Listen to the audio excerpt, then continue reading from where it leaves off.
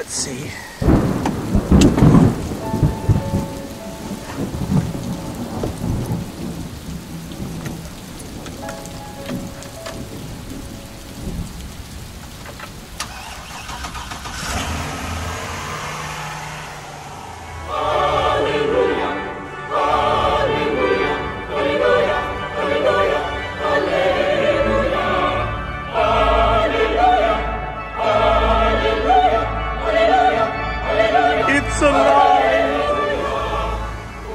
So, the bus lives.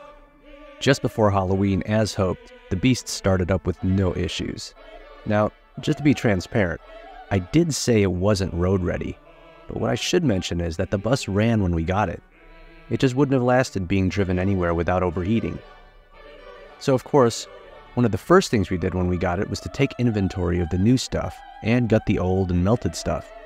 As mentioned, the previous owner had already begun the process of replacing things and had really figured out all the things that were needed. He did all the heavy lifting when it came to finding most of the parts. The Tetris game actually ended up being pretty straightforward. At this point, for the repairs, I've spent under $500, and in about 3 weeks total, about 12 hours have been dedicated to putting this back together. We're still on schedule to at least get this drivable before it's too wet or too cold to be working outside. Under the hood, what we have left are just odds and ends, replacing a few melted parts here and there, spark plugs, oil change. Then we'll move to the windshield wiper motor. From there, we can move back inside to finish what we've started with the dash. If we work quickly, November can be where we get it to a place where most people start in a conversion. Think about it. When you start a typical conversion, you start with an empty van that already runs. That upfront price you pay gets you the ability to get to the fun stuff right away. But the way I figure it, at this point I've already saved at least $45,000 compared to buying a used ProMaster from CarMax. Sometimes the way you have to look at the budget is through the savings versus the spending. So, while we're on the topic, let's talk a bit about the finances. In another video, I'll share what I've learned about budgeting for a van build. But for this one in particular, it's kind of all over the place. Because even though I wrote out a budget that approached $20,000, there's still that nagging idea of saving as much of that as possible. How can I cut the cost even further? Have I done my due diligence in shopping for the right things? Or should I just get all premium stuff? Because after all, you only live once, right?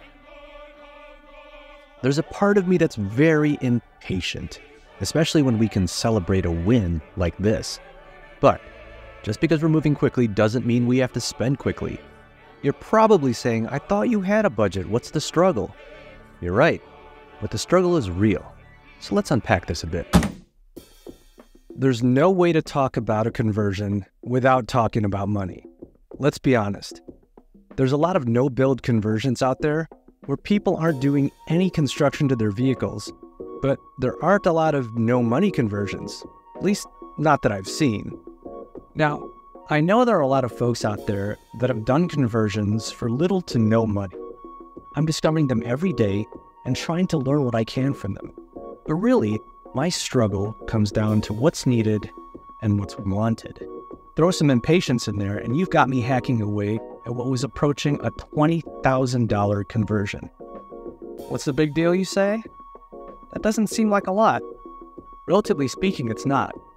When you consider that having conversion done on an empty vehicle generally starts north of $80,000, a fraction of that seems like peanuts.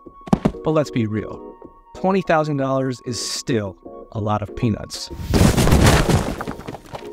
You know, almost a decade ago, when my son was only a baby, my wife Kathy and I really got into tiny house shows. There was something about the minimalism and freedom that really attracted us.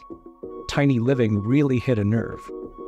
First of all, to appreciate tiny living, you have to appreciate minimalism. We'd grown tired of having so much crap. This was no more true than when we moved across the country in 2011. Aesthetically, it's also more satisfying to have fewer things and the simpler setup. Tiny houses were all about this.